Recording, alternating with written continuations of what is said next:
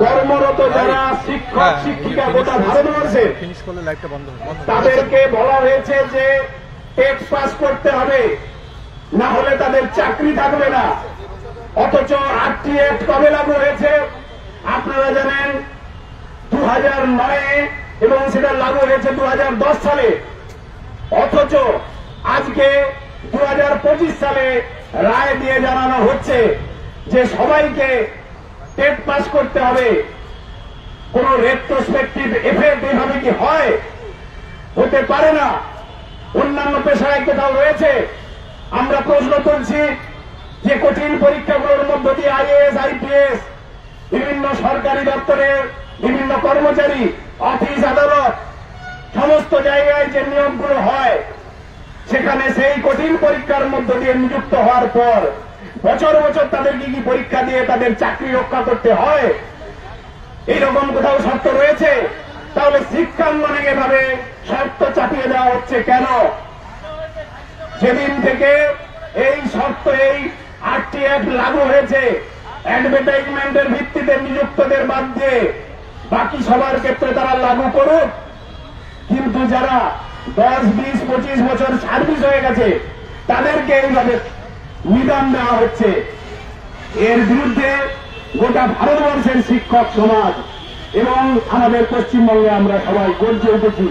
আমরা শুধু এই যে ঘোষণা, এর বিরুদ্ধে নয়, এটা একটা ষড়যন্ত্র আমরা মনে করি। শিক্ষাকে তারা বেসরকারীকরণ করছে।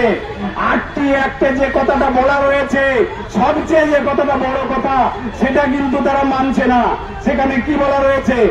সেখানে বলা রয়েছে প্রতিটি শিক্ষা প্রতিষ্ঠানকে উন্নতভাবে গড়ে তুলতে হবে, সেখানকার পরিকাঠামো অত্যাধুনিক করতে হবে, বিদ্যালয়গুলোর ল্যাবরেটরি, লাইব্রেরি সমস্ত কিছু অত্যাধুনিকভাবে গড়ে তুলতে হবে।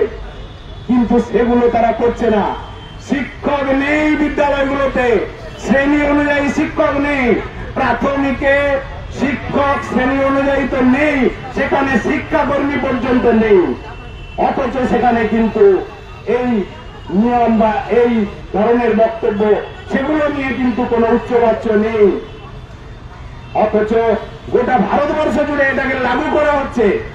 সর্বভারতীয় স্কেল দেওয়া হয় শিক্ষকদের, শিক্ষাকে যুগ্ম তালিকা বলা হচ্ছে।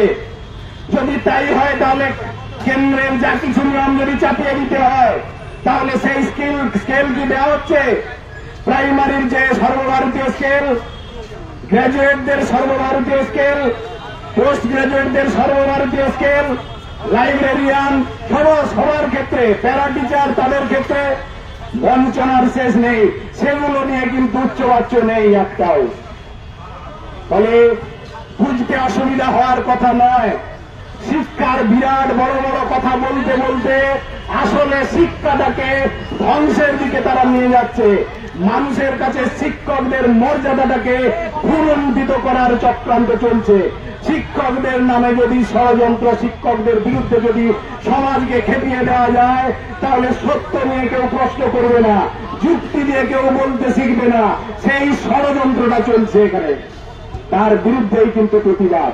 এখানে টেট নন টেট নয়, সকলের উপর আক্রমণ আসবে। আপনারা অনেকে জানেন না, 9, 10, 11, 12 তাদের ক্ষেত্রেও কিন্তু চলছে পরিকল্পনায় 180 নম্বরের টেট দিতে হবে বলা হচ্ছে। সেই পরিকল্পনাগুলো লাগু তারা করবে একে একে, সবাইকে একসাথে আক্রমণ করবে না।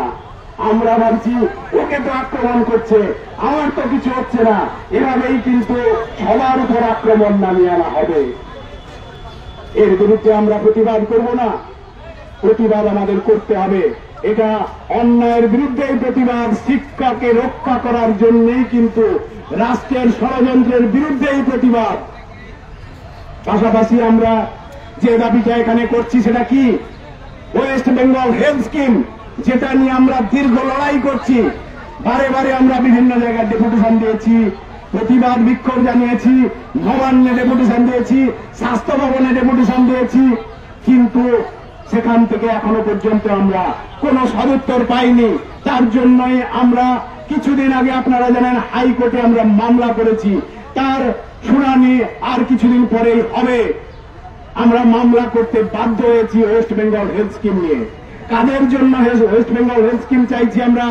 স্কুল এবং মাদ্রাসার সমস্ত কর্মরত এবং অবসরপ্রাপ্ত সকলের জন্য এই ওয়েস্ট বেঙ্গল হেলথ স্কিম আমরা চাইছি।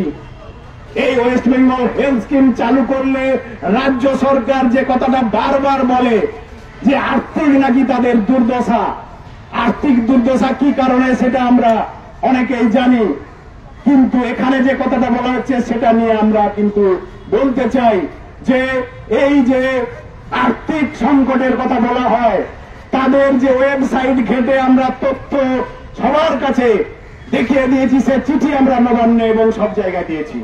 সেখানে কি সেই তথ্য? তাদের সেই ওয়েবসাইটে স্বাস্থ্য দপ্তরের সেখানে পরিষ্কার বলা রয়েছে যে 8 সাল থেকে ওয়েস্ট বেঙ্গল হেলথ স্কিম চালু, প্রায় 16 বছর চলছে এই স্কিম। তার জন্য যারা যারা এই স্কিমের অধীনে রয়েছে তাদের যে অ্যালাউন্স, মেডিকেল অ্যালাউন্স আপনারা জানেন 500 টাকা করে মাসে, বছরে কত হয়? 6000 টাকা। সেই 6000 টাকা কেটে নেওয়ার বিনিময়ে তাদের চিকিৎসার সুযোগ দেওয়া হয়। তাহলে এই যে বিপুল পরিমাণ যারা সরকারি কর্মচারী যারা এখন এই ওয়েস্ট বেঙ্গল হেলথ স্কিমের অধীনে রয়েছে, তাদের 2 বছরের যে মেডিকেল অ্যালাউন্স কেটে নিয়েছিল এই সরকার, সেই অর্থ দিয়ে 16 বছরের ক্লেম মিটিয়েছে। তাহলে সরকারের তো প্রফিট হয়েছে, এটা তো বিজনেসের মতো তারা খাটাতে পারে। তাহলে এখানে ক্ষতির কোনো সম্ভাবনা নেই, তাদের ওয়েবসাইট থেকে তথ্য নিয়ে আমরা বলছি।